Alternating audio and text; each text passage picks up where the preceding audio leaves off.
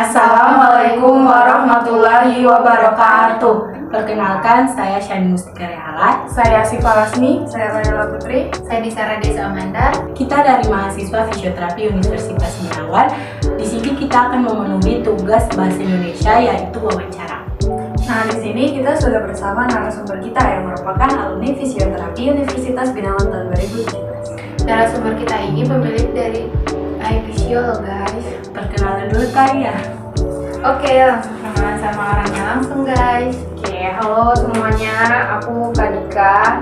Aku juga pemilik dari iFisio ini. Jadi teman-teman di sini mau wawancara aku ya, benar ya. Oke, aku fisioterapi angkatan 2017. Wow, keren banget kan guys. Siapa yang nggak kenal iFisio? Klinik fisioterapi yang berlokasi di Jakarta Timur. Untuk lokasi lengkapnya ada di last video ya guys. Oke, kita lanjut ke pertanyaan aja ya. Pertanyaannya seputar fisioterapi ya guys. Oke, aku bakalan nanya pertanyaan yang pertama ya Kak. Berapa jumlah pasien yang Kakak terima per hari?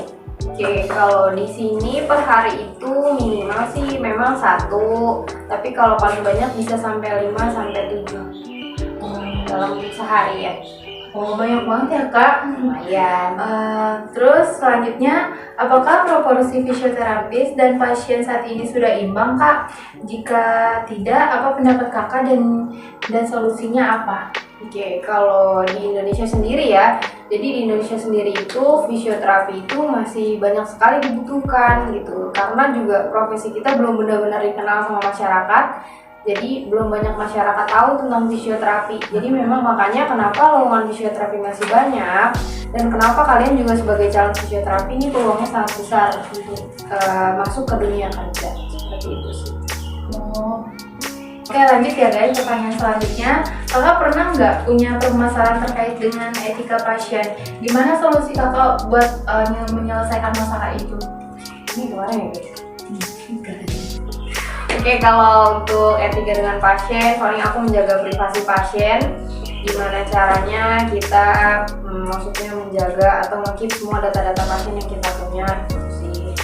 Jadi kita nggak sembarangan data pasien bisa dilihat sama semua orang. Paling kalau dilihat tuh misalnya sama sejawat yang memang nanti akan pegang pasien tersebut. Kita menjaga privasi pasien, dan kita juga kalau etika dengan pasien sih lebih kayak kita nggak bisa milih-milih pasiennya nggak sih. Misalnya aku sukanya sport, terus aku tiba-tiba dapat pasiennya yang stroke, aku nggak bisa milih, nggak mau pegang itu, nggak boleh gitu. Pasien boleh pilih siapa fisionya, tapi fisio nggak boleh milih siapa pasiennya. Oke gitu guys, pertanyaan selanjutnya akan disampaikan oleh teman aku. Oke, untuk pertanyaan selanjutnya, kalau menurut kakak perlu nggak sih former consent sama rekam medik dalam fisioterapi itu? Terus kenapa menurut kakak? Oke, kenapa informan ke konsen atau data pasien itu penting? Itu termasuk rekam medis pasien, jadi kita bisa lihat perkembangan pasien, kesembuhan pasien seperti apa dan sudah sampai mana. Berarti penting ya guys ya, informed consent itu. Terus buat pertanyaan selanjutnya, kakak tahu nggak apa aja hak dan tanggung jawab kepada fisioterapi terhadap pasiennya? Oke, tadi juga aku sudah bahas itu sama mirip-mirip dengan pertanyaan menjaga privasi pasien ya. Kita menjaga privasi pasien, fisioterapi itu punya hak untuk menyembuhkan pasiennya gitu. Terus kita juga menjaga tadi privasi, nggak boleh milih pasien, rehabilitasi pasien. Kalau fisio itu ada namanya rehabilitasi preventif, promotif sama preventif. Jadi kita mencegah sebelum pasien sakit atau setelah pasien sakit, Sama kita juga mengedukasi pasien gitu supaya mereka mencegah penyakitnya gimana. Jadi gitu ya guys. Oke, buat pertanyaan selanjutnya, kakak pernah nggak punya pasien yang nolak program kakak yang kakak berikan, atau yang seharusnya datang lebih dari 2 kali tapi cuma datang sekali? Solusi kakak gimana ngadepin masalah seperti itu? Oke, untuk pasien-pasien seperti itu paling aku kasih tahu konsekuensinya. Ketika harusnya dia datang 3 kali tapi hanya datang sekali, aku akan kasih tahu konsekuensinya bahwa kalau hanya datang sekali perkembangannya hanya segini. Tuh, jadi itu tergantung aku kembalikan lagi sama pasien mau lanjut terapi dengan kesembuhannya sekian atau mau sudah terapinya tapi ya sudah ini aja hasilnya yang bisa kami capai. Gitu sih. Oke, penjelasannya udah lengkap banget ya guys ya. Terus buat pertanyaan selanjutnya bakal disampaikan sama Tina. Pertanyaan selanjutnya yaitu, kakak pernah tidak dapat pasien yang punya penyakit yang sulit disembuhin, tapi kakak nggak enak buat ngasih tahu ke pasien itu karena takut pasiennya ngedown. Gimana solusi kakak? Oke. Kasih tahu. Kalau pasien yang sulit pasti ada. Terakhir sih aku punya pasien kayak spinal cord injury ya, jadi ada injury di bagian lehernya. Aku juga mau kasih tahu, memang itu sudah harusnya udah parah, udah termasuk grade 3 dan harus operasi. Tapi mungkin kalau kita ngasih tahu pasien, pasien langsung shock, operasi mana umurku sudah tua gitu kan. Aku takutnya kenapa-napa gitu, lewat atau kenapa gitu. Jadi kalau memang pasiennya sekiranya tidak sanggup untuk menerima hasil diagnosa, kita kasih tahu walinya, anaknya, suaminya, Pihak keluarganya. yap, pihak keluarganya. Terus pertanyaan selanjutnya, menurut kakak sendiri nih ya, fisioterapi itu profesi yang bagaimana sih menurut kakak? Oke, fisioterapi itu profesi yang menurut aku seru banget. Nggak ada jaga malam yang aku suka. Jadi kita bersih mainnya, hanya rehabilitasi. Terus juga banyak ya, maksudnya peluangnya tuh banyak.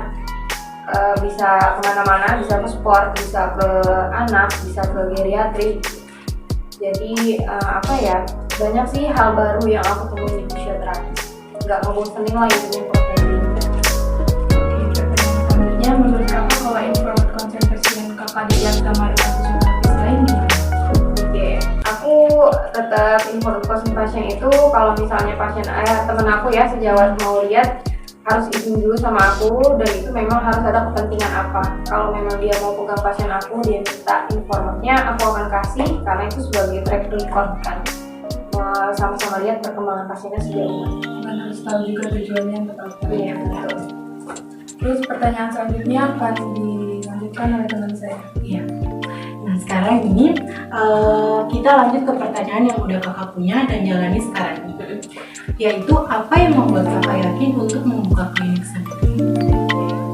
Apa sih yang buat aku yakin dengan membuka klinik sendiri? Aku sendiri buka klinik itu memang aku pengen punya niat supaya masyarakat yang benar-benar butuh fisio bisa tahu gitu bahwa oh ada loh fisioterapi gitu. Oh emang aku tuh sebenarnya butuh loh di fisioterapi.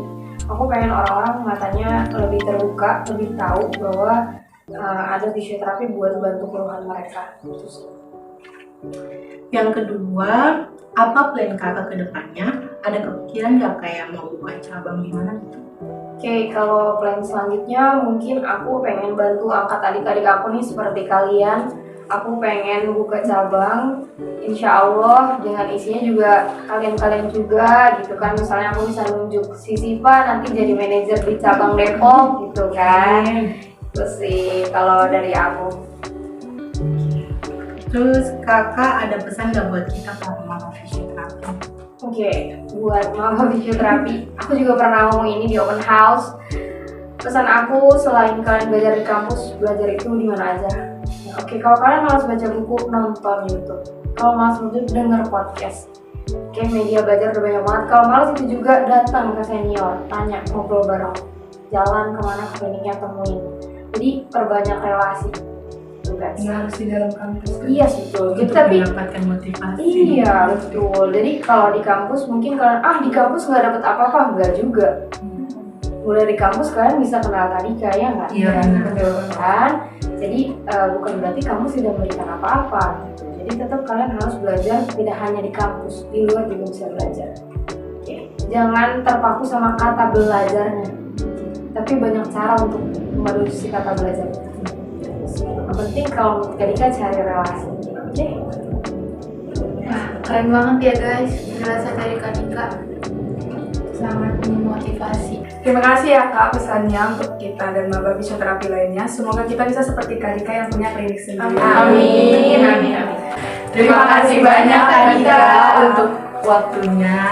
dan ilmunya buat kita sebagai maba fisioterapi. Semoga bisa menginspirasi maba-maba fisioterapi di luar sana. Amin. Oke, nah, Ya, segitu aja hasil wawancara kita. Pertama-tama kita banyak mengucapkan terima kasih tentunya kepada narasumber kita, Kak Dika, yang sudah menyempatkan waktunya untuk kita. Oke, terima kasih. Bye. Bye.